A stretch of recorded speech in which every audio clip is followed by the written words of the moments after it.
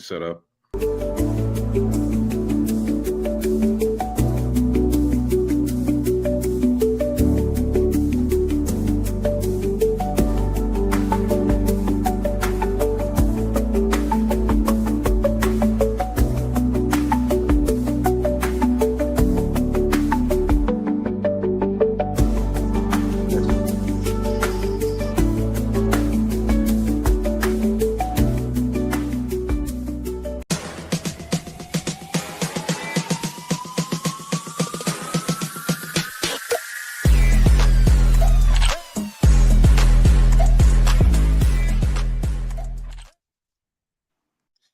Well, good evening and salutations, as my co-host likes to say. Welcome to the other side of the ball. This is show 158. Mr. Hammond is joining me. Dub will be in shortly. I know he is probably getting ready for work. 'Cause he's got to go to work at 7 o'clock, I think, something like that. Anyway, Mr. Hammond, you're on mute, just so you know.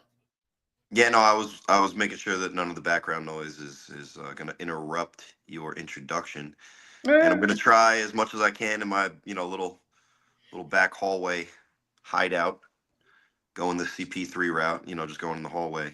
I'm going to try to do a little bit more video. I've been getting a lot of criticism.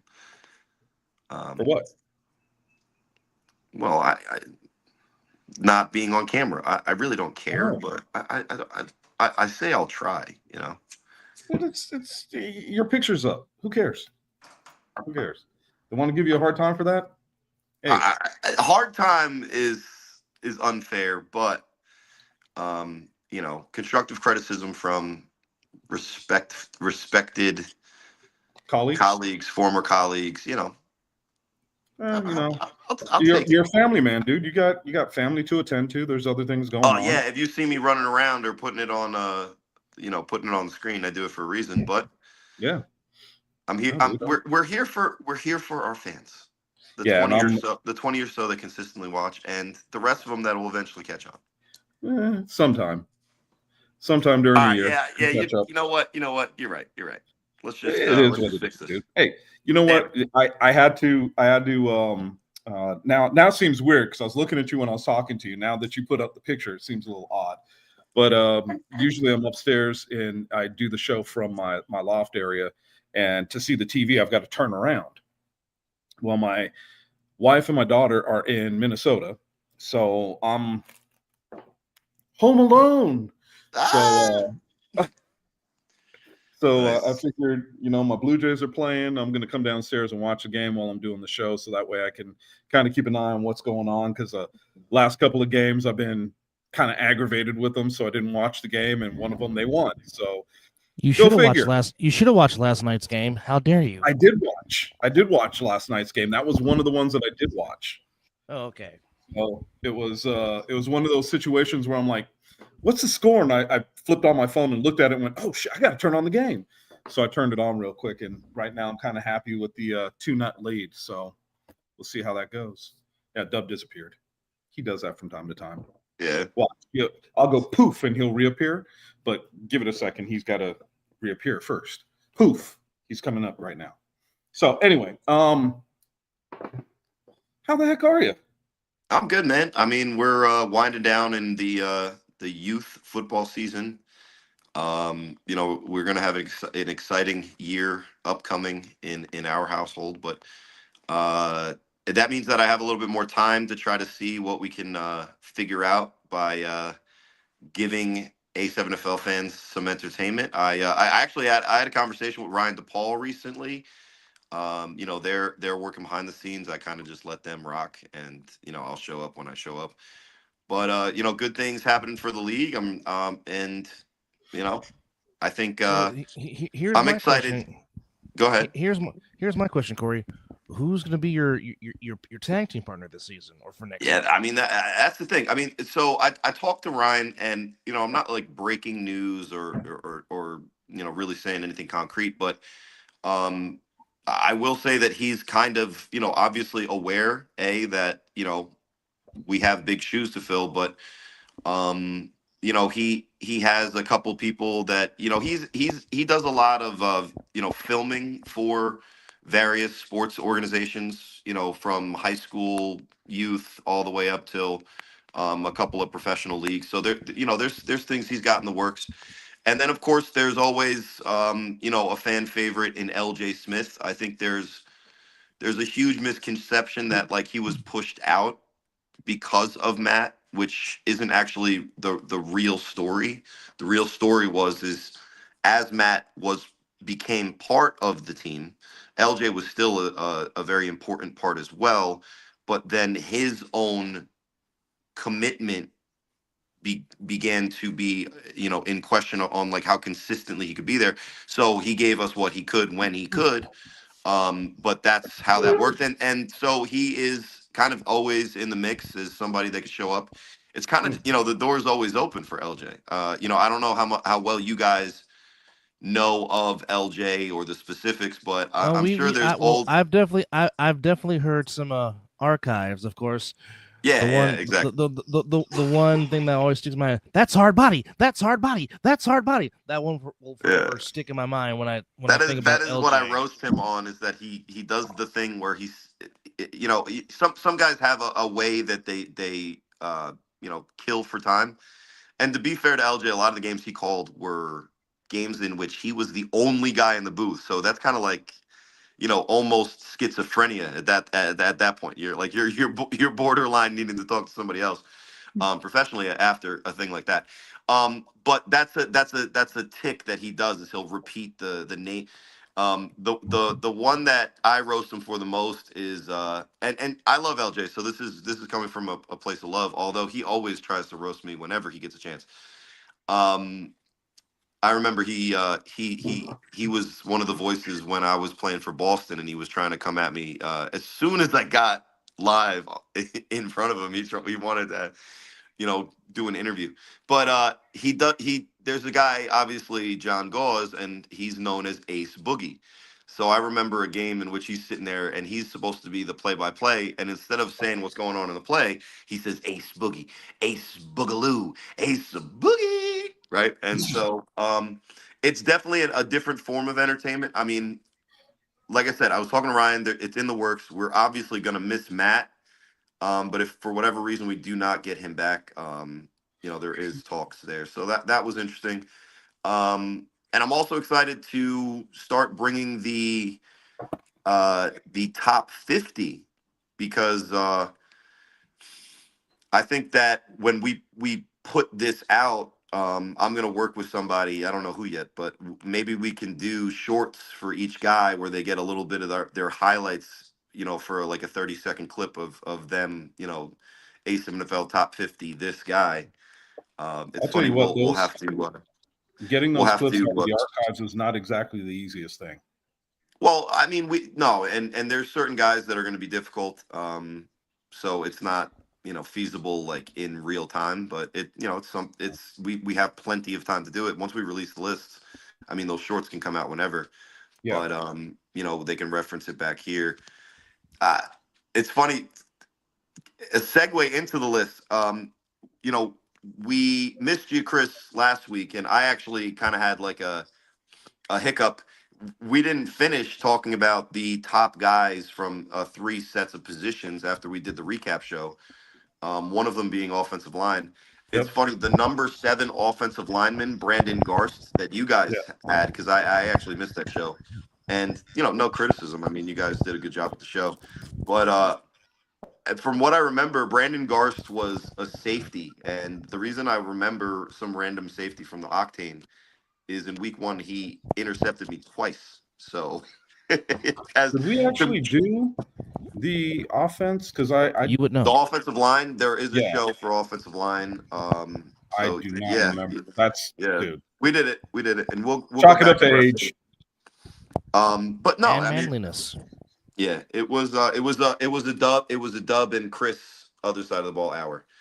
But Well, I mean, I did the Chris and Chris other side of the ball 45 minutes once, and like you said, to kind of do a show by yourself and not read anything or go off of anything, it was a lot of fun just sitting there arguing with myself about who was 7, 6, and 5 for the show.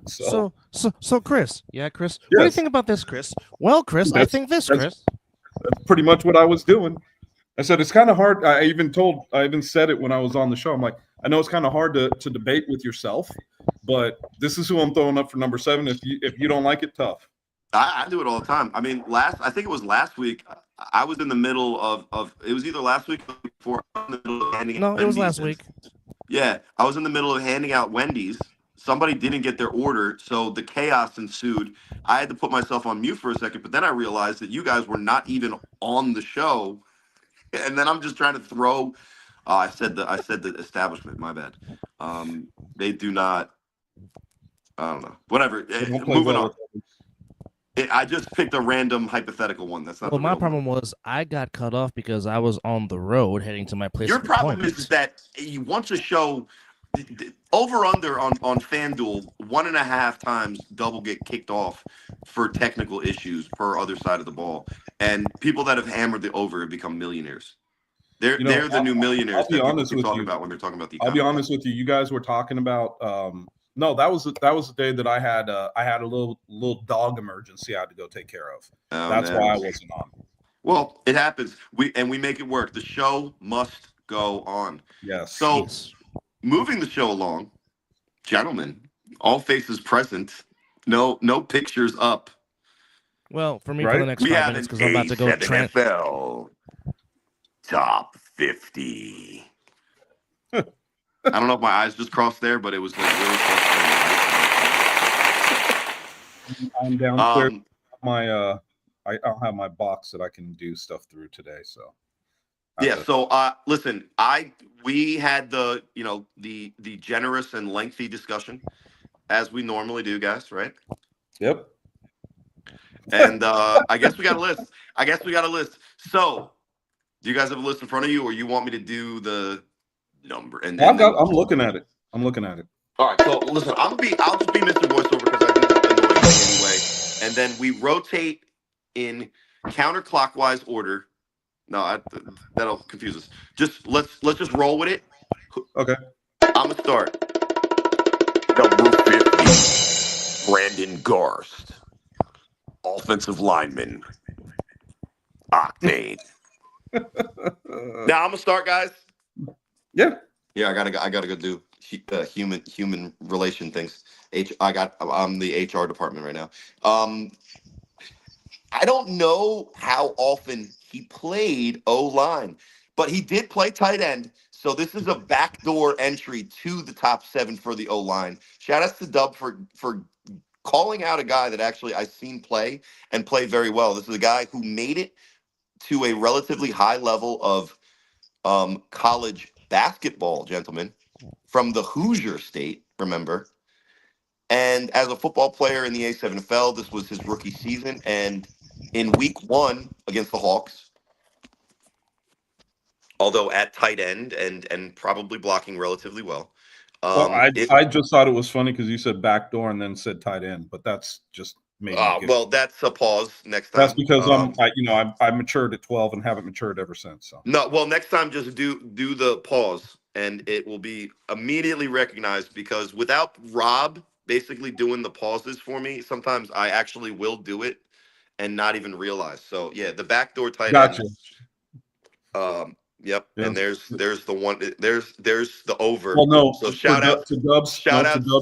To Dubs. What he said was, I've got a few minutes and then I got to go, so I'll be switching over to my phone. So yeah. No. I'm just gonna make light of it because. But it is kind of funny because you did say it's funny. Twice. Like I'm gonna take my face off and do the thing like back and forth. You got the green screen behind you that shaves off like little pieces of the outline of your head. And my ears from time to time. Look, my fingers disappeared. We're doing a show. We're having fun, and you're home alone. So hey, if you have a glass with brown liquid in it, I mean, like listen, no one's gonna judge. Well, actually, you know what it is for me tonight is that I can't stand up because I'm not wearing pants. The not wearing pants in the shot. I mean, it's a go-to. I mean, it grew in popularity in the 2020 COVID year. Yeah, but I think the trend just it's been set, and since nobody can verify it unless you blow your own cover, No pun intended. as long as you don't lean with it, you can rock with it. Just did not like that joke. That was terrible. But moving on to Brandon Garst, it's funny, he makes the top 50. I think he deserves it, but it's dubious the amount of offensive line he played at an elite level. But what I will say is as a physical tackler and a ball hawking type safety, he was impressive, and I underestimated him. You know, it's Chris, you might half agree with this, but when you see a white defensive back, you almost want to go at him. And in this case, I lost that battle. And Corey, I'm not going to lie to you. Anytime I saw a white cornerback across from me, I knew I was going to have a good game. I mean, listen, I'm sorry. And the thing about it is, 90% of the time I was right. Yeah, I mean, there's a reason some assumptions are usually safe, and that this time though it was not a safe assumption, and since we have to do we're going to do 10 guys, and normally we do 7, and we've been bantering about. I'm just going to put the cap on it unless you want to go. Nope. Brandon Garst, go ahead. I was just going to say, go ahead and announce it, and then I've got a guess. Number 50, Brandon Garst. Which then will bring us to a guy I think you're a little bit more familiar with. Hold on. Go ahead. Before we go any further, let's bring in one CP3 that decided to join us tonight. Well, what's up, man? There. What's going on? Hey, I'm on camera sometimes. You got to be on camera more often, man. He likes to pull the disappearing. I'm pretty sure he does that with mirrors. It's not really Corey. It's Memorex, but you know. Yeah. The A7FL store sells a Corey Hammond stuffed dummy that you can punch. It's actually one of the better sellers. I just thought it was, they call those the things that the big heads that you can put on the wall. Oh no, it's not a sticker. This is in full punchable form. Gotcha. No, I'm thinking about anyway. Go ahead. Sorry about that. Yeah. So what's the wave tonight? What's the topic? What's going on? So we're doing our top 50. We're doing the official, unofficial top 50, and just to be clear, to make it so it kind of ties into our top 7s, we take the top 7s, we kind of like shuffle them over, and then it's not like the first 7 are only 7s because some positions are more important per se, some whatever. So some situations is more. We had the long democratic discussion in the group chat. Corey, right? You would know all about that. Certain situations that you're in, it's more tedious than others. Well, if you get the tongue in cheek and the wink, it's like we did this. I put it in there. I was like thoughts, and then it was not an actual typed reply. It was the thumbs up to the comment. So here we are. So number 50. Do you remember the white boy defensive back for the Octane, Brandon Garst? Yeah, I fucking smoked him when I went out there, but he's pretty good. Listen, yeah, that's what I'm saying. Like, pretty good. I'm sorry, somebody was calling me, but I'll say this. I won't say pretty good. I would say he's better than most because in this league, the DBs, barbecue chicken. Well, listen, Dub nominated him as an offensive lineman, which backdoor he did play some tight end. He did play some tight end, so he's in here. So he is our number 50. Number 50, Brandon Garst from the Octane. Which brings us to see, CP. We all love each other here, but then I know you're not a fan of the show if you're laughing at the stupid voice. No, I'm just joking. You should be ready for I love the voice, bro. I'm joking. We gotta bring the animation into it. You feel me? I love it. Which brings us to number 49, Russell, running back. Hey Corey, we gotta pay you. Ain't no way. No, I'm pressing a button. It's not my voice. Wow, this guy's awesome. You're not pressing a button, you liar. number Ah, 8. you You gotta just press my girl just said that, Corey. Oh my God. ASDF, Chris, you right? just Like say he it's ain't just a pressing no keyboard. damn button. That boy's too good. ASDF, Hell right? no, that boy's too good. All right, who's number 49? Come on. I like this shit. Russell, the running back from the Vegas Stealth. And this is a guy that Ooh. I'll let the Vegas guy talk more about, because when Dub and I did the running back show and CP, look at the stats that Cole had. If we're basing this on statistics and not reputation, which the reputation lists for these would be different, because it wouldn't really be limited to the amount of games, guys that were able to do things, but just not as consistently might get more consideration based on their reputation. But based on the stats and the facts, running back was down this year. The Big time. top Yeah, the top it was. the top Well, 3 because you had rushers in the the top league, 2 running backs were quarterbacks. the The top 3 quarterback, yeah, rushers, Sherry and DT. Oh, You're yeah, right. Yep. top 3. You're right. including Top 3. Serve. Ah, top 3 running. It's not Wow. until you get to number 4 at 3, I think 91 or whatever, is Trey Yeah. Robinson, and then RTC is right underneath that with like 390, in like 150 less attempts. But but the running back position was tough this year. The Stealth had a combo of Russell and Shepard. And when I was talking to Dub, he, trying to make sure we were inclusive of both sides, looking at the stats that are a little bit clearer from the Northeast, and missing a lot of film and stuff from the other divisions, like the Crush, the Octane, and the Well, look, Watchmen. Russell Even deserves to be right here. I yeah, mean, and that's why he's number 49 CP. he's kind of the power back, if you will, between the two. And don't get me wrong, Shep could run you over too, but Russell was one of those running backs that could run around you, could run through you, could run over you. Whatever he wanted to do, basically, it was up to him. He was just a very, very difficult player to tackle, because he does have that low center of gravity, and it makes it very difficult to get your arms around him and get him down on the ground. It always took. I'd never seen him taken down by the first player that hit him. It was always a group effort to try to get him to the ground. I'm glad you said that, Chris, because I always felt like us being part of the 90s, early 2000s era. Mm-hmm. Well, When the you're first frozen guy there. tackled him. Oh, I'm sorry. When the You first froze guy there was for a tackling second. him, Say it couldn't bring again. him down. Yeah. What did you Give say? me one Because you second. said in the early '90s, 2000. Yeah, so he was what he was saying, to kind of to summarize as he finds service here, was, our generation growing up, like watching football, it was physical running backs that ran physical. It wasn't Yeah. the game was The more. first guy couldn't take them down. And that's when Well, you knew you had a the premier running back.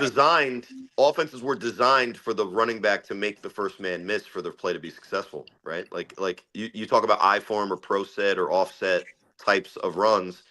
There's going to be either a free linebacker or like a scraping safety that's going to be the first man in the hole, and it's the running back's job to either make a miss or get through it. Yeah, and then that's the kind of guy Russell is.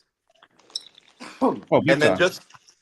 just to kind of further contextualize it for either a listener that missed the running back show or CP, like if you look at your own backfield, right? The leading rusher on your team obviously was the number 3 rusher in the league and serve, but then you had Mo Francis, who probably had a good 200.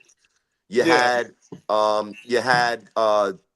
Damon We had Smalls both. that We probably had had both about games. 200, right? You had probably about a good smooth like a 100-ish, just on a couple of runs. Yeah. And then you spread the ball out, and then Lil Boat was in there for a decent amount of yards, like given to the stat sheet. So that was the Renegades were a microcosm of the league, where you look at the there was no one rusher that stood out like last year when it was Mayweather. You look at the Watchmen, they shared the ball. Hint, that's foreshadowing for number 48 guy coming right up. And then you look at even the Vegas division, the best running backs, probably by reputation, are 3 of the guys on the same team. And Well, And Corey, we talked about it at the beginning when we started to go through the list. One of the things that we saw this year that was not the way it was last year was the running backs really took over last year. This year it was the wide receivers and the quarterbacks. So, as we go through this, my curiosity for next season is going to be where do we go next? What's going to be the next position that steps up and really knocks it out the park as far as positional players go? Yeah, and so for Russell, he's our number 49 player in the A7FL 2025 top 50. Which then brings us to a guy that CP3 knows so well, and a guy and a guy CP. I was the one who nominated and put him here on the list for the running backs. Basically by just default. Like we were struggling to find running backs this year. Okay. So he's also our number 48 player of the 2025 season, and that's Mr. Snags Sosa Angelo Lewis. All right, Jr. now, Mr. Birthday Guy, birthday weekend. Okay, nice. So listen. He's our number 48. The way that I explained it in the running backs is that the way that he contributes to his team is hard to quantify. So it's not something that you even pick up in the stat sheet. He went back to Baltimore. He was one of the guys for a team that was pretty decent at running the ball. They're not great. They're not bad. And I liked that Dirty Dan guy a little bit more, but he just played less. But he is as we're doing the thing, we're doing the shuffle. Yeah, we're doing the shuffle. Yep. Okay, Corey. So, which one of us wants to give the introduction to Snags first? Well, just you. I did mine, so you go with yours. If you want to talk about him, you can. Thank you. Corey, I love you so much. I love you when you let me, do my thing, because I have a personal, not personal relationship with Snags, but like both of our birthdays are kind of close because we're both Libras. But other than that, though, as I've got into CP, really when's your birthday? My birthday's October 7th. Mine was like a few weeks ago. Oh, you're close to my birthday too. Oh, really, Chris? No wonder I love you. Okay, 24th of September, man. I'm a Dub Libra is as back. well. What's up, Dub? But yeah, Chris, no wonder. I see now why. But listen, hear me out. I first met Snags, right? It was 2015, Corey. Remember that year when the Bulldogs played the Chiefs? Yeah, I was gonna say the Bulldogs. The Bulldogs played the Chiefs in the playoffs, and they almost beat them. Yes. And Snags was playing with Buck back then. That's the first time I seen Snags. Then so that 2015 year, I think, was the year after I played the Bulldogs in Maryland. Yes, guys, with the Warriors in the playoffs, and we went to overtime. So Snags is a vet in this league. He's a guy that has he's 35. He's 35. I didn't know but he's was played that the old. running back at a level that, like, obviously we didn't see last year. But when you talk about the type of player that he was in his prime, it's hard to do a. It was always Snags and Courage. I'm gonna put it just like that. But where Courage was Baltimore, where Courage was a more complete style of back, where he had the speed, but he was the physical kind of more stereotype. Like Snags it was the explosive, like. Bro, they had Snags on the 3-on-1s, bro. Yeah, and he's explosive. He fucking ran someone over, clean over. Didn't lose no speed and ran the shit back. You know who prime Snags reminds me of, that Dub and Chris would remember, is who was that? I think Tariq Flowers, the running back for the Force. Voodoo Reek, yeah. Oh yes. There's a lot of similarity there, where we're talking about a guy that has that top end speed, but it's not just the top end; it's the acceleration from changing directions, and a sleight of frame, but like one of the biggest personalities and heart that you could ever imagine. Matt Ryan loves Snags because when he was on, I think it was the U, right? I think it was when the Watchmen first formed, and because the team was so stacked, Snags started playing defensive end and getting after it. Oh, And yes, yes. Matt missed a lot of snags like elite play at running back, but then he's watching this 100 what 100, like, let's be honest, 153 Bro, pounds. I'm 150. He got to be like 160. Yeah, that's what I'm saying. Like one. Yeah, so I was close. Well, I said 153. So we're talking about 163 pounds playing defensive end, getting after it. Yeah, that's who Snags is, and he's our number 48. So I'm gonna just quickly wrap this up to give the description of Snags. I'll just say this: from his time coming into the league, he was an explosive, up and coming running back. He left the Bulldogs. He went to the Gators. Not taking nothing away from Ace Boogie, Nick Mays, all the great players that was on there. But without Snags playing on that 2018 team, there was no championship because he was the driving force. Because Ace Boogie would play action so good because the teams was worrying about the run with Snags. The play action would always get off with his main receivers, Prime Super Saiyan, Prime Kyle, Prime who's the other receiver that played for the U this year? Corey, that played a linebacker sometimes for the Gators. What, you're talking about Sly? Sly, when Sly was still playing receiver, they had everything, but the driving force was giving the ball to Snags and letting him do him. And then remind you, when Ace would get out of trouble, would get in trouble, he would dump the ball off to Snags, dump the ball off to Nick Mays, and then all hell would break loose.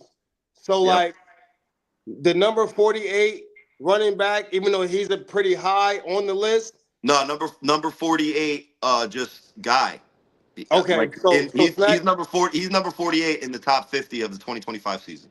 Okay, so even though Snags is a little high, let's not forget who this guy was, what he brought to the team, what he did in his prime, and even though he's not the number one running back right now, the level of competitiveness and the level of emotion that he brings to a team is completely unmatched. And I would rival and say that that's what I still bring to a team, even though I don't play full time.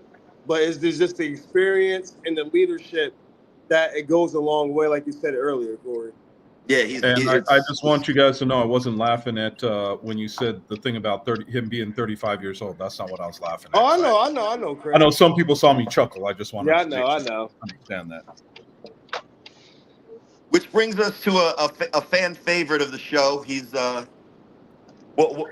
we could almost say they in reference to this one guy, but not in that way, guys. Not in that way. But we're talking about Ramsey, the defensive end from the Stealth, is our number 47 player of the 2025 A7FL's. I really like the Stealth this year, Corey. Like, I was really like, all right, give me a good example. My team is the Colts this year, right? We're 7-1. So everybody, hey, that's 7-1. We're rooting for them. But like, I told my friends and family members, we're the Vikings from last year. We might go 14-2. We're gonna get bounced in the first round. But everyone's rooting for them. That's how I was rooting for the Stealth this year. That's why I was so heavily invested in their players and what they were doing. So this guy you just mentioned right now, I like Chris and Dub, I just need the extra emphasis on what this guy did this year. Because I definitely was watching him a lot. Well, I'll tell you what, when it comes to the Ramseys, you could literally put all of them right here if you wanted. The brothers are something else. Keith is one of those guys that he plays defensive end. He could play linebacker. He could play cornerback. He returns 3-on-1s. He's done a lot of different things for the staff. And he is one of those players that could very easily be in the athletes section too. But he is relentless.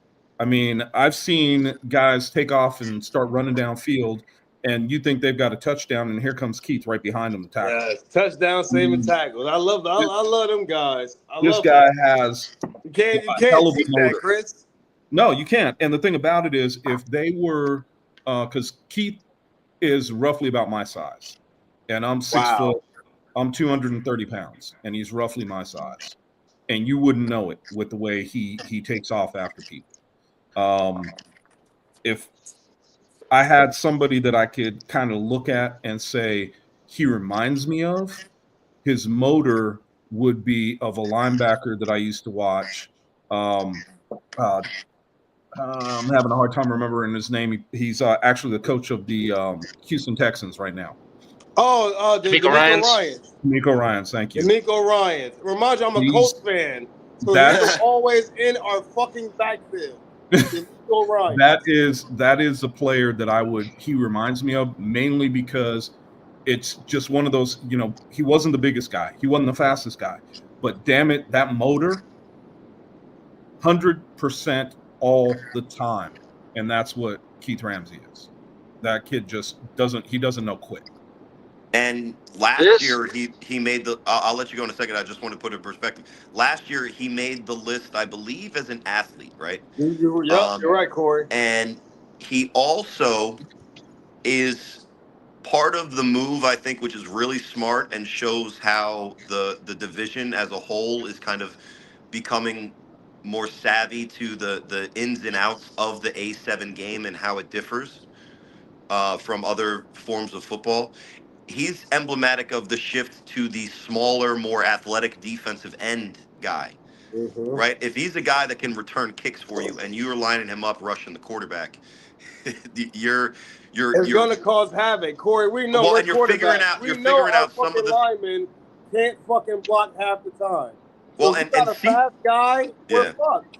Yeah, like Ole Bell is the perfect example of a guy that's like this, but.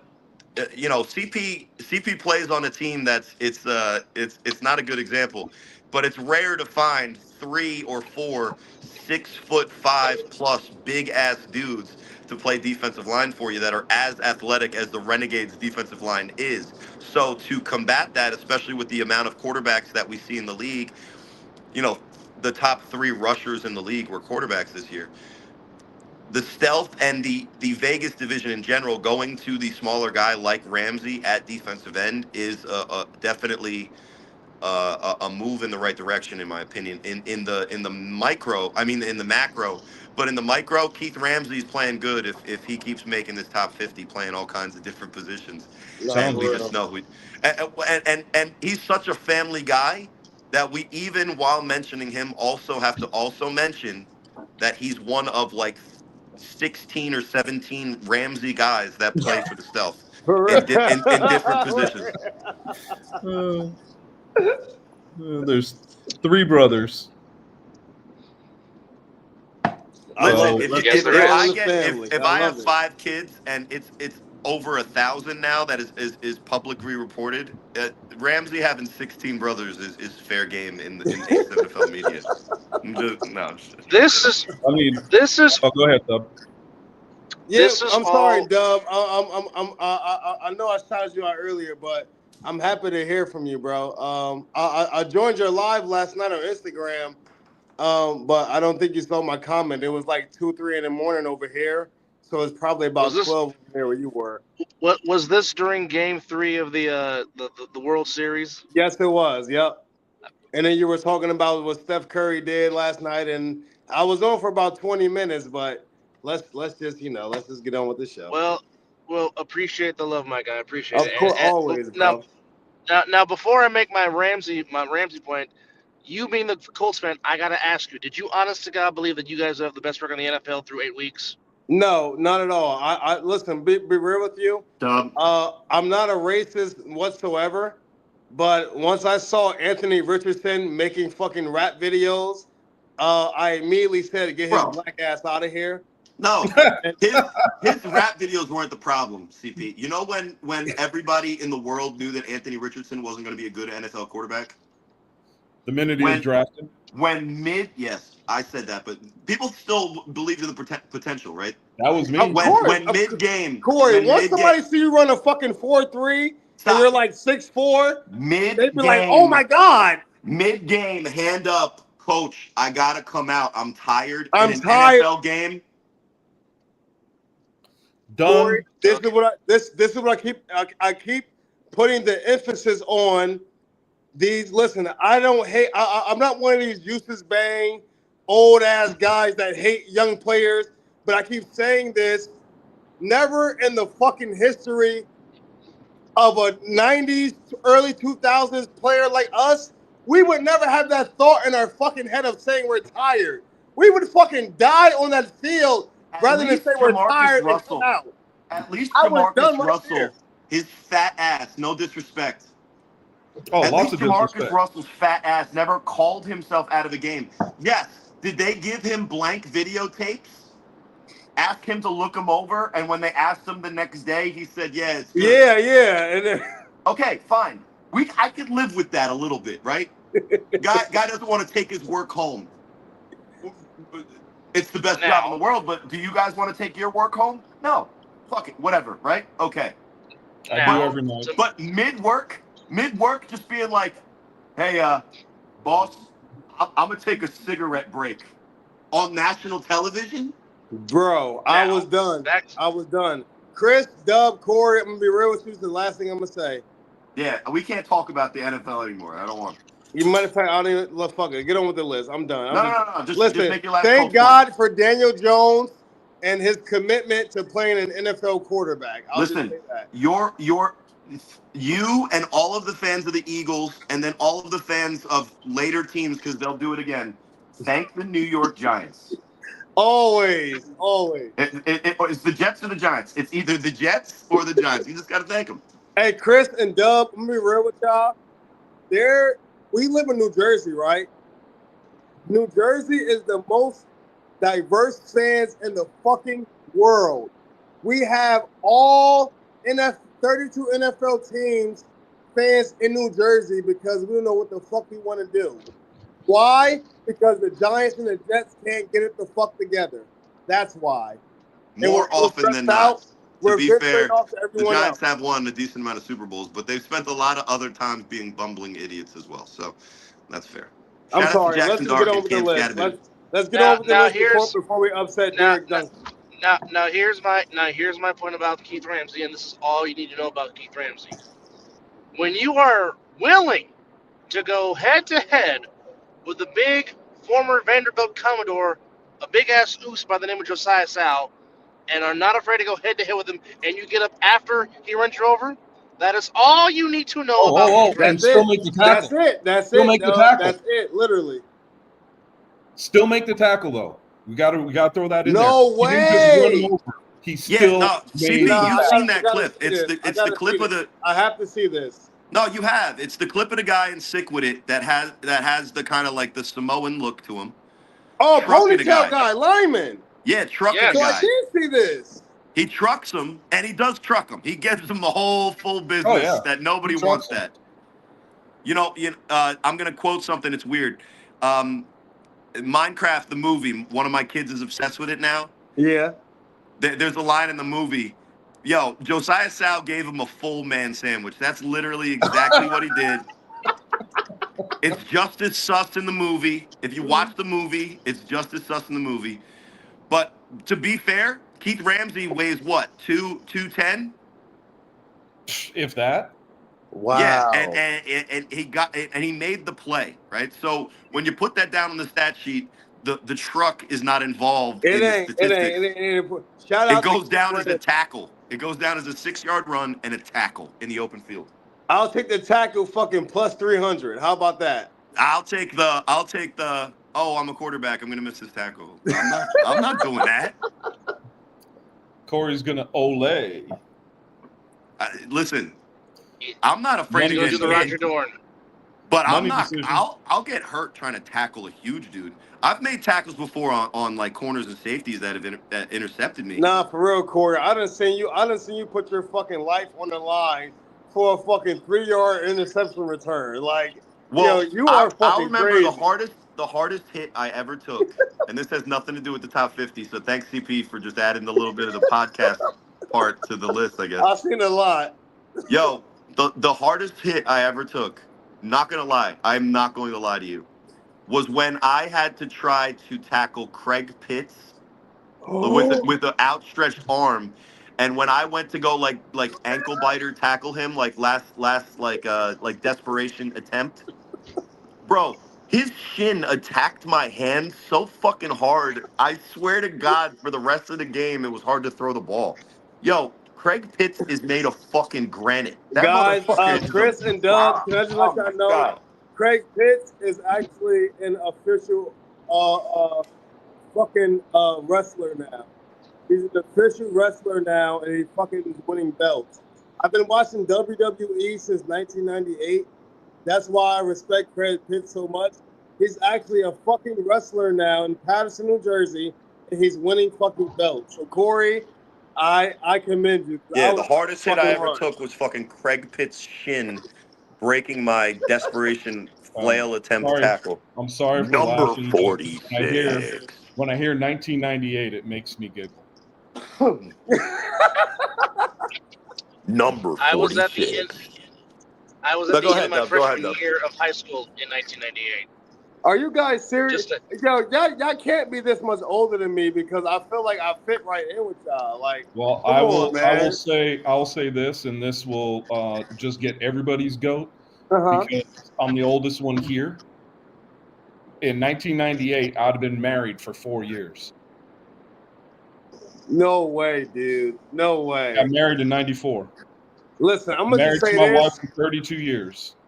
I hope I keep my youthfulness like you do. So when motherfuckers talk to me when I'm like about 50, they be like, "Oh, what are you, 38?" Yeah, I'm 38. Fuck it. No, I'm 54, my friend. Well, listen, Wow, half of Chris? Chris don't crack.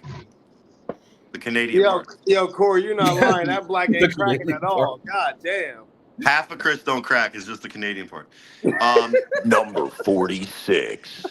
So listen, let's unfortunately cut off this fun thing because we got to do 10 people. We sometimes struggle for 7. I'm so sorry. Listen, I No, haven't seen y'all in listen, a that's while, actually so a I'm good having show. a That was ball all a right good now. show. I'm so sorry. Chris is over there looking away from the screen, smiling and laughing and holding I'm his head. sorry. So I there's just so many missed things y'all, so going I'm through. having a I'm looking ball. at. You said He's like- 46, it's like and I'm looking at who's number 46. That's why I'm looking.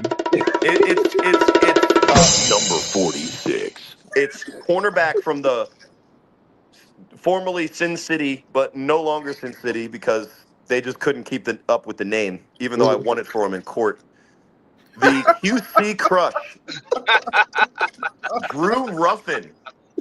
Oh shit! Now it's actually pretty Was cool. that the guy that picked off serve like 2-3 times? 4, yeah, yeah, That motherfucker right there? yeah. I'm gonna tell y'all right now, if he played anywhere else, he would be a top 3 cornerback.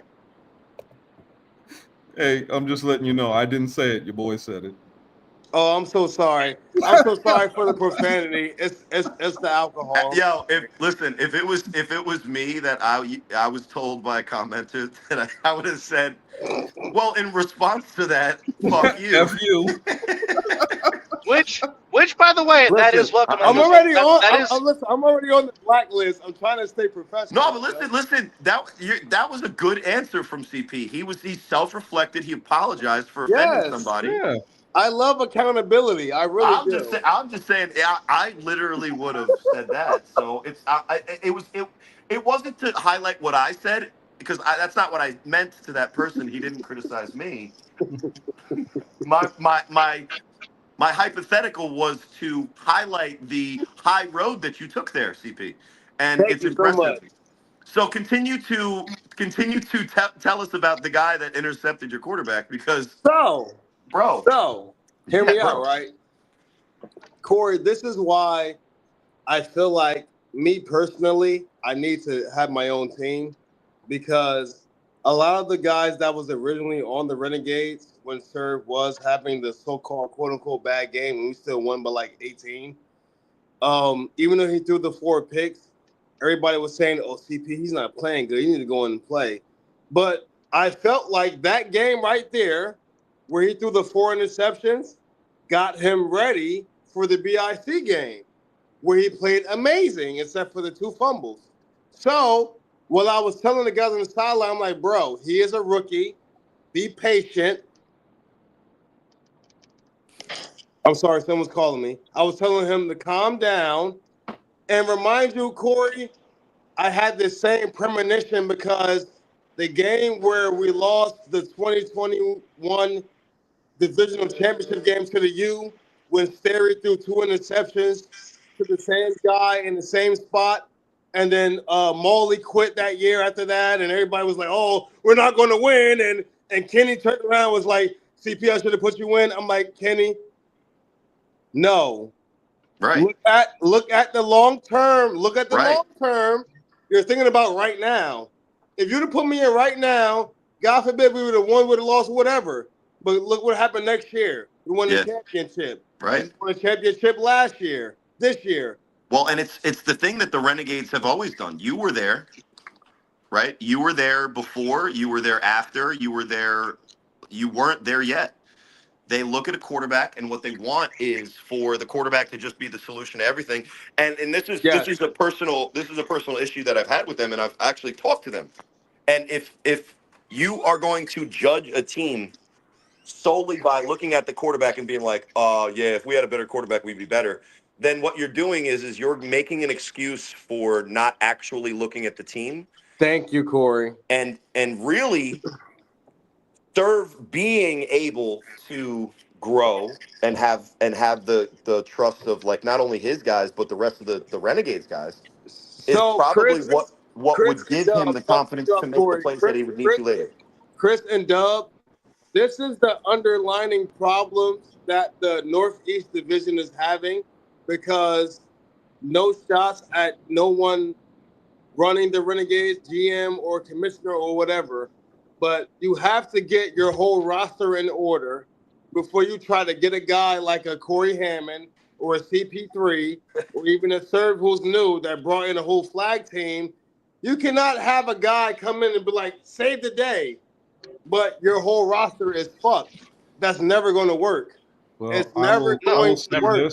I will say this. So a reminder, when you have a GM. This is the way I've always felt about it. If you're going to have a team that is rudderless, you'll never win anything. So you either need a single player's coach, or you need a man that is going to step out of being the player and just coach. Period. Thank you.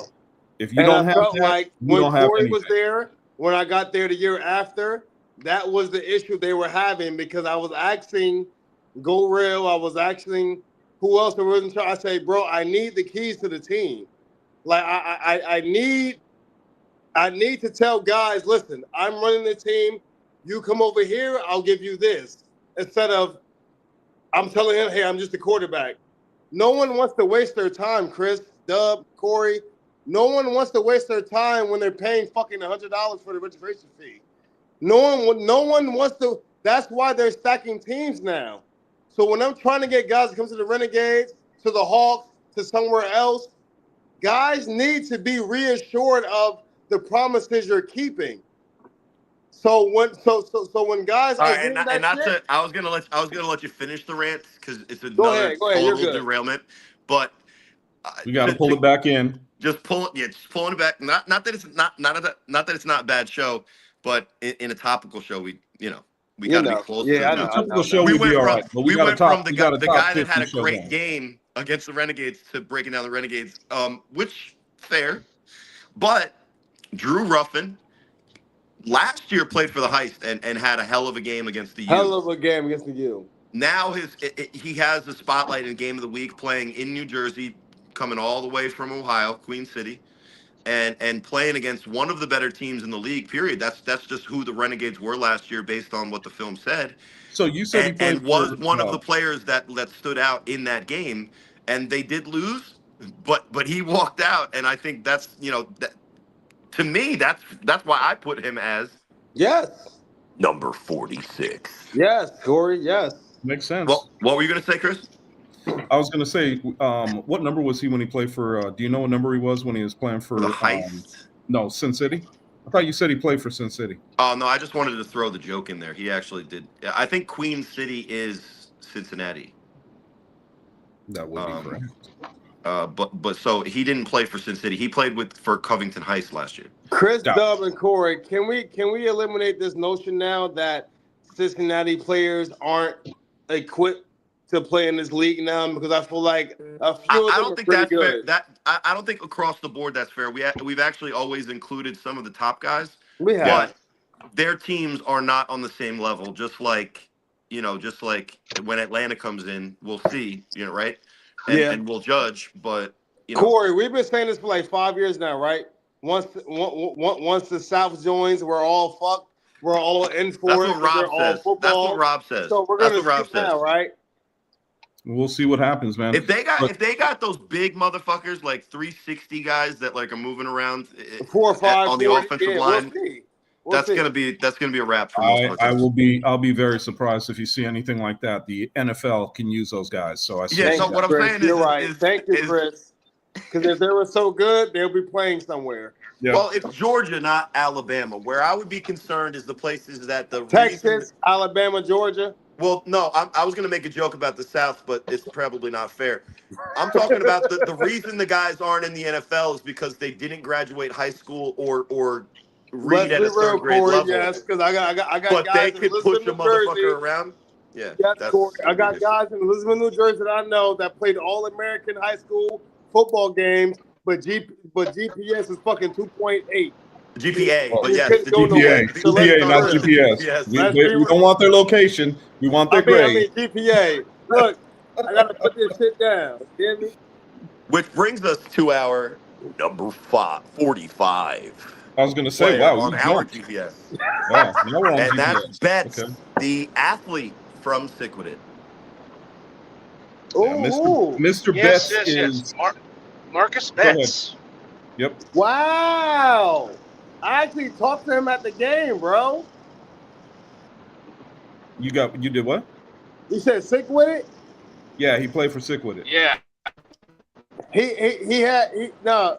I meant Insomniacs, but he had inboxed me before they played BIC, and he was asking me about the tips and the pointers, and I said, bro, as long as you go 100%, do what you got to do, you'll be good.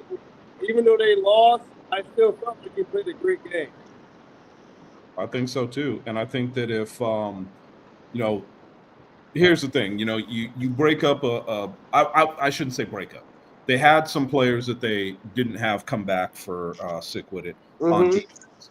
If their defense was the same as it was last year with the players that were brought in, or the players, and don't get me wrong, I'm not saying that all of BIC was here.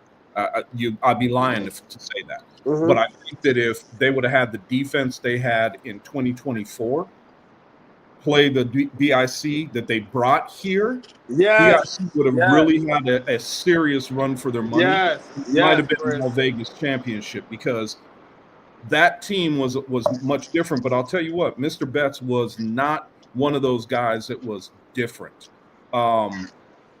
He was one of those guys that just friggin' played his ass off, period. And Chris, Corey was so high on Siquidit last year with Jeremy, but it was because guys like that was playing on the team that you're mentioning now. Yeah, I'm saying is that was a full team. Last year's Siquidit beat the Insomniacs head to head. Yes, they were the only team that did last year. Yep. They were good. They were good. I mean, it's funny. I wasn't really high on them. I think I was just accurate. I think they were just really good. Yeah, literally. That's it. Literally. Well, I mean, I don't think I was low or high. I defense, and I've been saying this unfairly all the time for no reason, and then I talked to him afterwards, and he's like fair to me, and I'm like, yeah, you probably should not be fair to me, but he's really good at what he's doing, and I really. Yeah.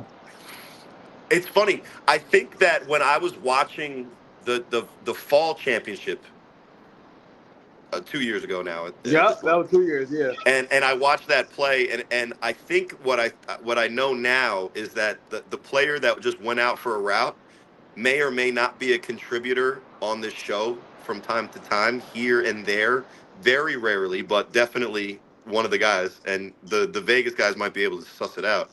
But I think he at tight end was supposed to block and just went like, fuck it, I'm going. Corey, don't they always do that? Hey, they always do. And guess what? How open are they always? And look who's talking now is the guy that probably doesn't. I love you, K. Watt. did we put K-Wack in the offensive line? Because he is a very good blocker. Listen, I'm gonna be He's real I with one of the think you. he more was. underrated guys. I think he was on K-Wack there. is the most underrated, most underappreciated He is the most player in our league. overrated. He's the most overrated dancer of all time. I could go the rest of my fucking life Listen, without seeing him try to do a touchdown dance. Please do not K-Wack score is so anymore. smart. K-Wack is so smart, and the shit that he takes makes people think that he's Yeah. not smart. Hey, Corey, I'm gonna tell you what. I'm gonna tell you Yo, what right now. I'm CP, gonna tell you what right now. you're shifting away from the list again.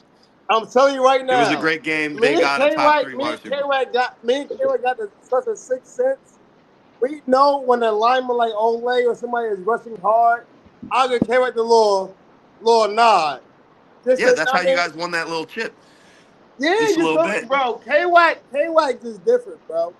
But you gotta be in tune to understand what K-Wack is thinking. That's why nobody understands Man, K-Wack. fuck K-Wack. He always gets me for like 1 or 2 big plays and like a I really know, big All right, situation all every right, time. all We right, still all right. love you, Now All right. back, Corey. No, let's back, go back to the list. Thank you, back to Dub. Marcus Thank you, Dub. Betts. Back Yes. to Go Marcus ahead, Betts. But I Doug. Thank think you, Doug. but Yeah, we got to stick with the Betts list, is man. Otherwise, we ain't gonna make this Yo, hour. look, Go ahead, Dub. bro. one thing about Betts was in 2023 he was primarily used. Or Yeah, not 23. Yeah, 23. In 23 he was primarily used as a wide receiver, and correct. him and Darren Palmer was a very formidable duo. And then over the last Lethal. couple of Lethal. and over the last couple of seasons, Betts has almost kind of absurd himself in the Matt Murphy role, another Sigma player who was very, very good. In the Swiss Army knife role, you've seen Betts play in the secondary. We've seen Betts on a 3-on-1 is actually taking a 3-on-1 return back for a touchdown. So he is definitely harnessing And his D-line. craft, as I like, and D-line. He's been harnessing his craft, as I like to say, and basically being wherever Mark Gray needs him to be at. That's what he'll do to help the team win. And I think sometimes that gets lost in the shuffle because Yes, Dub. Yes. because Those but are the listen, I guys mean, I look for, Dub. Those are the guys I give the credit to. Those are the guys that does the dirty work and don't get no appreciation. I give them fucking everything. Well, and CP, to your point, the thing that I mention usually when we talk about him is I remember a post where he, being a really talented player, but kind of being overshadowed in the league because he was playing, on a team that at the time also had Tyre Edwards, Yep. also had Mora, also had obviously Darren Palmer was the number Mm-hmm. one target. And he was like, yo, I'm him. Look, you guys just don't know it yet, da da da. And Yep. it I was a remember that post. shit. Yep. And it was a post, and it is what it is. And guys, guys have every right to kind of feel that way and be that way. And wide receivers a lot of times are just that way, and that's fine. But for him to then go and evolve as a player to just not want to just be on the field at wide receiver, but to make an impact on one of the contending teams, just wherever he touches the I field, respect that. it goes to show the type of just uniquely talented football player that he is, and it's why he's our number 45 player of the Top 2025 season. 50. What did I say? Yeah, top 50. Top 50. Which you said Dub, you said something. You yes, I said did. something. I just don't know Dub, what you you said. just name dropped our number 44 player, a teammate of Betts. You might as well Oh, introduce him. Ooh, I gotta hear this. are you talking about Mr. Murphy? Yes, Yes, Mr. sir. the Murphy, athletes from Siquidit, sir. the athletes from Siquidit go back to back on our top 50. On our top 50. Well, I like I that dude. I ain't gonna lie. I like that dude. I mean definitely if I was a coach for a team, I'd be like, guys, you got to somehow, some way, get this guy Yep. on this team because I mean to say that Matt Murphy is very versatile will be a sincere understatement. I mean, the man can play tight end, the man can play wide receiver, the man can play running back, the man can play linebacker, the man can play defensive line, and I'm pretty sure he can probably play quarterback if you need him to. That's just how talented he is. But it just seems like wherever you insert him at, wherever you implement him at, it's just he always finds a way to make a play. He's always in. It always seems like he's in the backfield on defense Always. trying to get to the Always in Always the around the mix. quarterback. ball. I mean, to say that he's a ball hawk or is always looking for the ball again is an understatement. But I mean, anybody can benefit from having a Matt Murphy on your team. That's a tier one player that will immediately upgrade your team, bro. Immediately. Dub, what you got? I mean, Chris, what you got on him? Murphy's one of those guys that if I'm starting a team and I'm going down the list and I'm looking at different players and I need a couple of different players and I need a guy that can do multiple things for that position. Between him and Betts, it would be a hard choice for me not to take both of them. These guys are I'm not going to say they're very similar players. 1A, 1B. Yeah, they are. Yep. They are just very talented athletes that if you tell them their job and where they need to go, they're going to be there. Yep. And I just, I can't talk enough. When we talk football, man, football is probably one of the easiest kid games that are out there. Let's be real. But at the same time, it is also one of the most difficult games because of the physicality and what you got to go through. And some of these guys are just excel at being around the ball, and Murphy's one of them. I like that.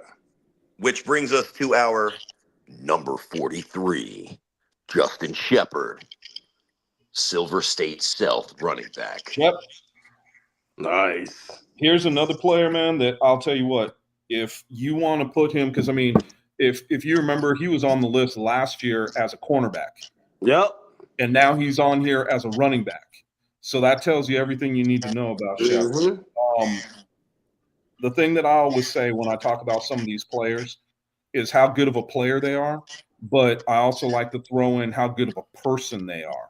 And let me tell you, man, Shep is one of those guys that it's a pleasure speaking to the young man off the field as well as watching him play on the field. His skill at running back, all I could say is, did Rusaw play that position too? Yes. And they were 1A, 1B. But let me tell you, there was no drop-off watching Shep run that ball. So I'm going to say there's no drop-off. I mean, he was every bit the devastating runner that Rusaw was without the necessary power to necessarily continuously run you over. He could run around you. He could run through you. And, yes, he could run you over every so often. But he was a little bit more of the lightning to Rusaw's thunder. Yep. Yeah, and when Dub and I were doing the show, the distinction really is that although Russell was a very good performer in his own right, the more kind of workhorse of the stealth backfield, which, to be fair, was the third best team in the Vegas division, a division that has won the championship 2 of the past 3 years, right? And to be third in that division, their identity and the stealth, because they struggled to find a quarterback, was running the ball, and they had 2 guys that did it. And when I was talking to Dub, you can take it over for me because you know it a little bit better than I, calling more of his games. But he was the lead back, Justin Shepard, coming over not only from a different position from corner to running back, but from a different team twice, because he started this season with the Hunters. Correct. And that was after switching teams already. Correct. But go ahead, Dub. What did you see in Justin Shepard, our number 43? I think it's 43. I just think that, well, I mean, his final few games with Sigwood, they kind of implemented him into the run game, almost. I don't want to say by forcing the issue, but it was almost kind of because they had nobody else in the backfield because I think Justin Moore got hurt, or Julio Moore got hurt, and Devin Houston wasn't around, and so they implemented Shep. And you're like, wait a minute, is that Shep in the backfield? And then it just kind of turned into this thing to where, hey, you know what? They might have something if they utilize him more in the backfield. Like, well, you know what? Let's see what he got. And then him just being, in a sense, as you said, Corey, the bell cow for the stealth, even though, again, Sean Russell is a tough man to tackle in his own right. But it was just, he's the kind of guy that where Shep can get the tough yards on the inside and can bounce outside and show that burst and show that stiff arm. And it has a knack for getting to the pylon, if you will, if he needs to find the end zone. I'm anxious to see if he comes back to the stealth in 26, figure out who the quarterback's going to be for the stealth, And can the Stealth Innocents challenge Sick for that number 2 spot behind the Insomniacs in the Nevada division in 2026? I think that's the one thing that if I am the staff of the Stealth is, okay, I got my bell cow in Shep. It's now, okay, who's going to be the guy to lead the huddle and to try to lead this team and to challenge for that 2 spot and perhaps challenge or make it interesting, to say the least, for the Insomniacs in 26.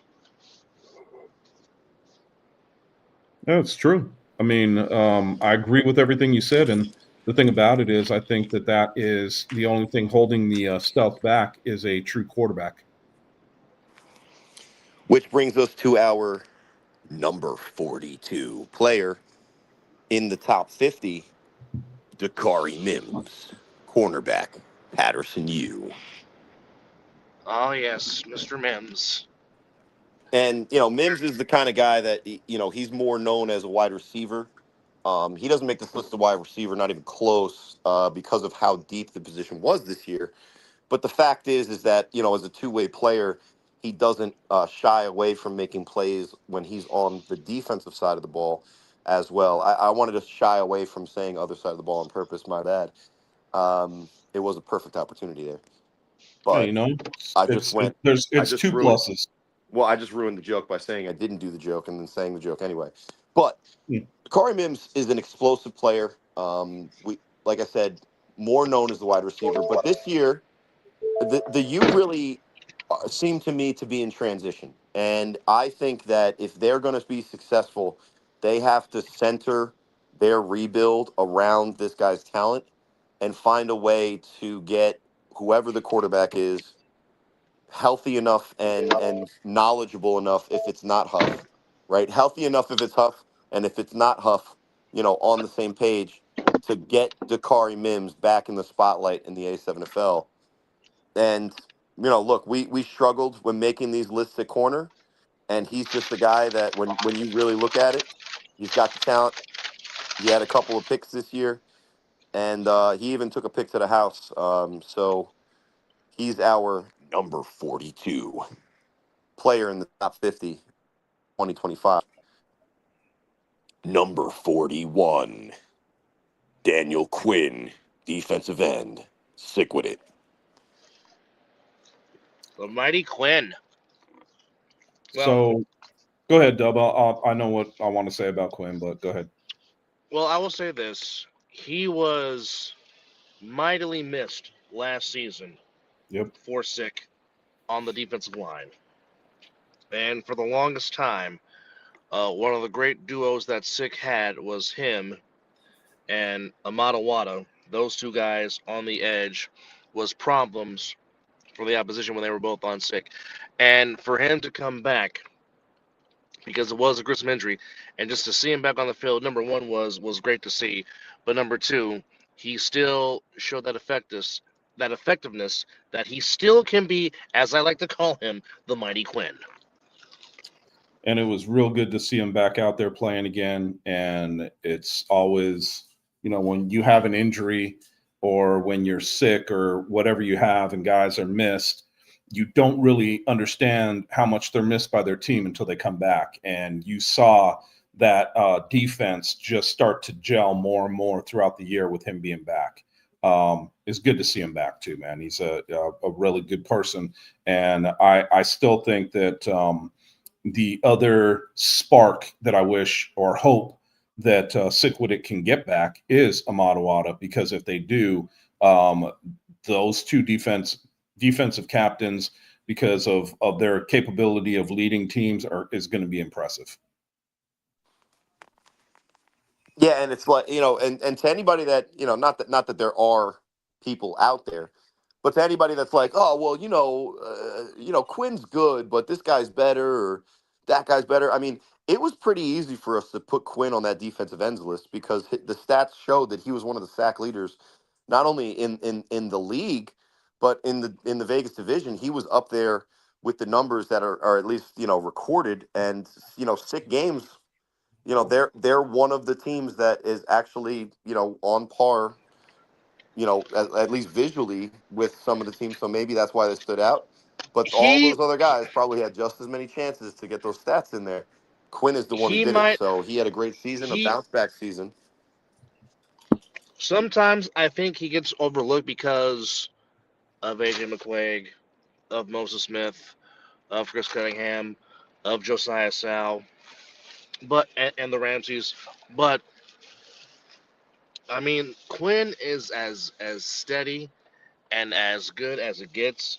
And sometimes I still think he does not get enough recognition because he just goes about his business. I mean, he's really not a big rah type of guy. He does his play, does the talking for him. But again, it's just he is definitely. You saw the impact of six defense when he was not in the lineup, and it was quite obvious. And Definitely. And I definitely think 26, you might see the 2023 version of the Mighty Quinn because now it'll be now another year coming back healthy, and I think you might see the 2023 version of the Mighty Quinn in 26. And all I can say is watch out, because if we get that player back, man, it's pretty interesting to watch. And I know I'll be watching very closely with what he can do. Which then brings us to the final guy for the night, number 40, Quani Morgan, running back for the Animals. Man, those last ones went pretty quick. Yeah, I guess we Yeah. moved too quickly, but there's no rules on how long we got to do this for. But the the player at 40, Quani Morgan, I think talent wise is probably better. Well, than at least one guy, because there's the number 7 guy at quarterback has not been said yet, and he's a better athlete and player than that guy. I know personally. But Quani Morgan was not used, in my opinion, anywhere near the amount that would have really highlighted how good of a player he is. Last year, Quani's rookie year was his breakout year in which he showed as a running back, receiver, and a returner. There's maybe no one better in the league at doing all three. And I do feel that his second season, in essence, does feel like the crumpled paper that we're hearing from Dub right now. It was a great player with a There you go. great quarterback. I'm just joking, Dub. It's fine, but it's a great player with a great quarterback and a team that was on the rise, a team that was better this year than they were the previous year, Mm-hmm. and there was really no reason other than maybe just attendance for Quani to have had a down year. But the Animals did add not only Mike Liberty to the running back position, but a guy that I think is even better in Amari Thomas.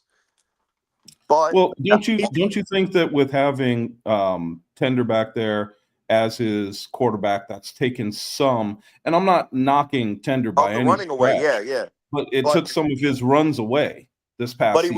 he was still the second leading receiver on the team last year behind Manny Diaz.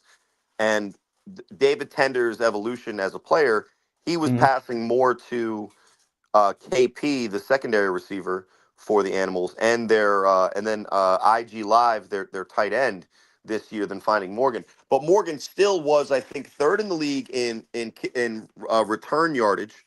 So he was one of the best returners in the league, and he's also that's my one recruit I regret letting him go. Yeah, well, K-Wack, we love you.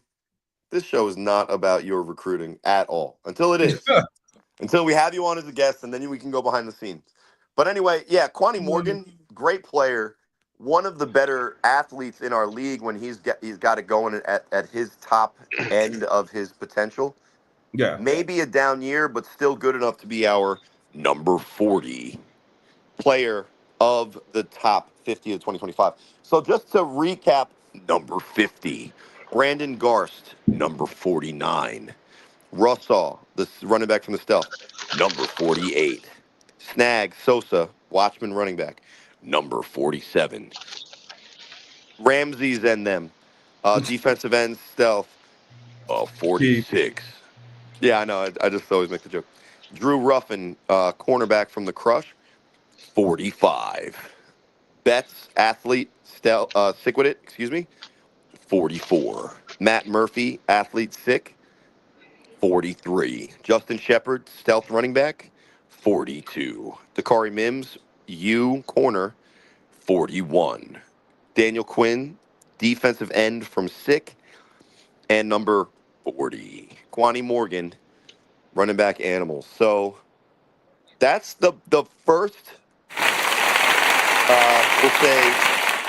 we'll say slice of the pie. That's the first 20% of our top 50 in the books. Now we're got to open forum, so we don't.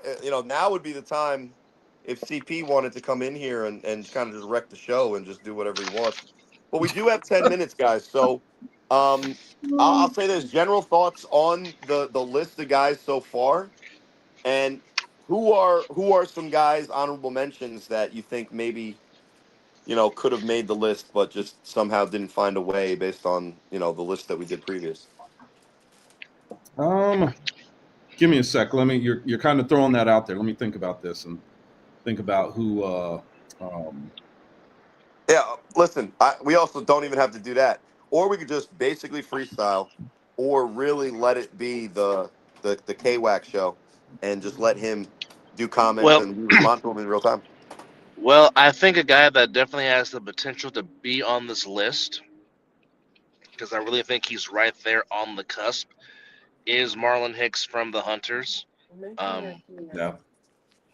Because he's definitely anything that the coach asks him to do, he'll do. Has an intense motor, and is a very intense player, and he cares, and he always thrives to wants to be great and wants to do great. I mean, you could say a thing for his brother too. JB. I mean, you got the Hicks brothers trying to turn around the program with others, but I think Marlon Hicks, in particular, Lucky Hicks, I think has a particular chance to get on this countdown for next season if he has a good, strong 2026. Well, and the one that look, I like the kid. I think that he has shown his worth to stick with it. I think he's still got a little bit to go, and he admittedly will say a lot to learn. But Zach Cicerone will be, or Cicerone, depending on how you want to say it, would be a guy that I think is an up and coming player at defensive end. I think that he showed his. I guess you could say that he is an athlete on one of the returns, 3-on-1s that he had that just barely missed for a touchdown. I think that he's an up and coming player that we got to watch out for 2026. I know that one of the things he said was he wanted to get a little bit stronger and a little bit faster around the edge. And if he does those two things and kind of understands what it is he's doing a little bit more at defensive end, because he's an athlete. He can get around offensive linemen, but I don't think that he's always got he's not always comfortable with what he's doing, and it slows him down from time to time. And I think that once he learns that, he's going to be a very good player.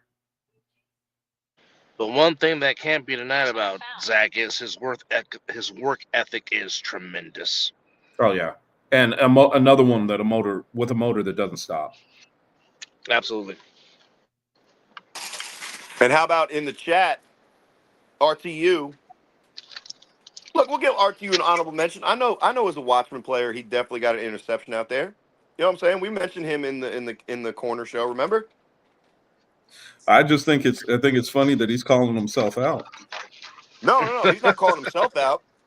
He's trying to sneak in here like we don't know his goddamn government. Right? No, he's not in the top 40. We didn't pick him in our corners. Nope. Yeah, man, we had stats this year, bro. Like, you couldn't even argue the stats. They might be wrong. Yeah, they especially for Vegas, they might be wrong. Yo, Keith, we are also definitely messing around. Yo, if you would have hit us up at 1:15, I would have definitely got you on the show. So we got to link up, RTU. We want to have a Maryland only hour, and you can be the LJ Smith in the booth by yourself on the other side of the ball. We'll call it crab cakes after dark. So At least you said pause. At least you said crab cakes and then started crabs after dark. But anyway, yeah. Listen, he put his next comment up. You're not a role player, bro. You're a straight starter at corner. Now, when you're on the Watchmen, like 2 years ago, there was like so much depth at that position. Yeah, man. No disrespect to you, bro. And like I said, I called out. You had that really good pick this year. That's on film. They can't, just because we're in media, they can't hide our film. I synced it. Yeah, I mean, hell, With you've his even own- seen with his own film eyes. of me. Roaming the sidelines, yes. No, he saw film of me playing. I'm sure it was off. Yeah, I'm sure it was off of VHS, but he saw the film of me playing. Oh God, VHS, dear God. Or Betamax, I don't know, whatever they were using about back film. then. He's talking about film. He's literally talking about 35 millimeter film, like real, no digital. Using real, like using the old Polaroid camera, if you will. Yes. No, not even that. We're talking about like the 1940s, that crank cam. Hey! I'm not that damn old. Screw you. That's true. But all right, so listen, I think we did a good job covering this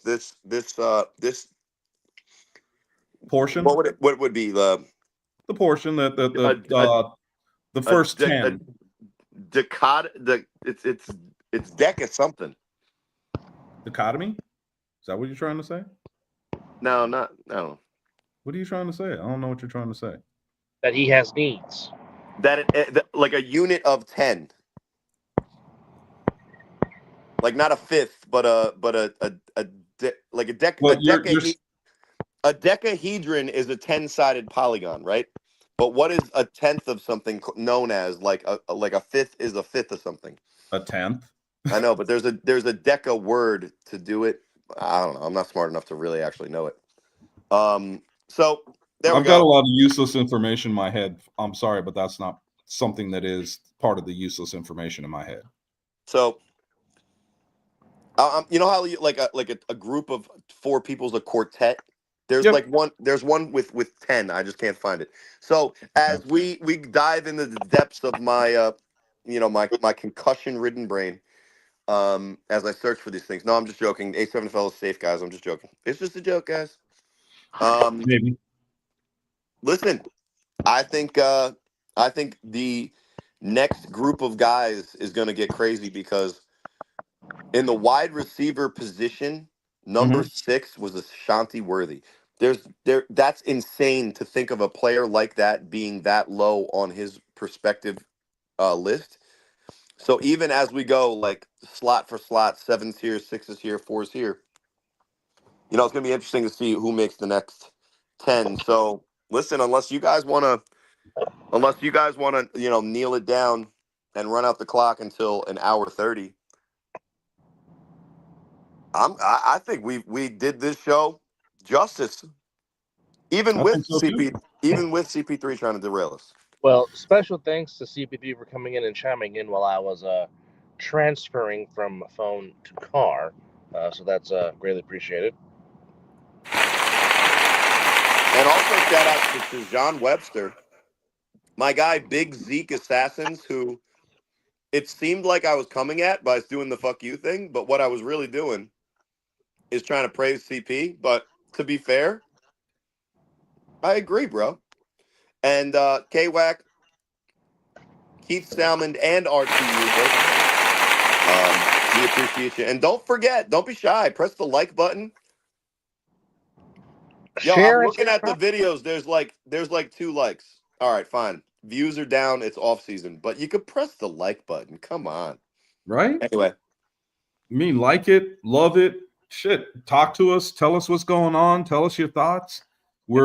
As you can see, almost everybody that commented in here got screen time. So, get in here, be part of our conversation. It just doesn't have to be the 3 of us talking, mostly Corey, but it doesn't have to be just the 3 of us talking on these things. You guys could get in here and chime in, let us know your thoughts. This is a list that we came up with. And if you don't like the list, hell, you have the right to chime in and tell us. So if you don't think a player is ranked, or if you think a player is ranked too low or too high, you have the right to tell us. We have no problem with that. But in the meantime, special thanks to CV3 for chiming in and joining us. For Corey, for Chris, I'm Dub. We'll see you next week for number 159 of The Other Side of the Ball. We appreciate you guys for watching. And on that note, take care of yourself and each other. See you next week. Asta.